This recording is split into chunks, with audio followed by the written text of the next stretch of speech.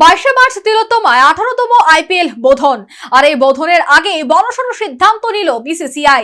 বৃহস্পতিবার ক্যাপ্টেন মিটসে তিনটি নতুন সিদ্ধান্ত গৃহীত হয় আলোচনাক্রমে। তবে এই নতুন নিয়ম এবার থেকে প্রযোজ্য হবে কিনা তা নিয়ে রয়েছে সংশয়।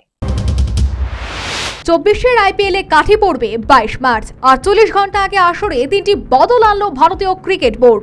বৃহস্পতিবার 10 দলের অধিনায়কদের নিয়ে অনুষ্ঠিত ক্যাপ্টেন্স মিটে এই তিনটি বিষয় নিয়ে সহমত প্রকাশ করেন প্রত্যেক দলের অধিনায়করা। প্রথম সিদ্ধান্ত গৃহীত হয়, এখন থেকে আর কোনো বলার বলের গায়ে থুতু লাগাতে পারবে না। 2022 সালে কোভিড পরিস্থিতিতে এই প্রস্তাব উত্থাপিত হয়েছিল। দ্বিতীয় প্রস্তাব হলো, এখন থেকে দ্বিতীয় ইনিংসে যে দল বল করবে তারা দুটো নতুন বল ব্যবহার করতে পারবে। কারণ বিগত বছরের অভিজ্ঞতায় পরিলক্ষিত হয়েছে, শেষ সময়ে যারা বোলিং করে সে সময় কুয়াশার কারণে বল ভিজে যায় এবং বলারদের অসুবিধে হয়। তাই দ্বিতীয় ইনিংসে যারা বল করবে তারা 11 ওভারে বল পরিবর্তন করতে পারবে, তবে সেটা নির্ভর করবে ফিল্ডিং করা দলের উপর।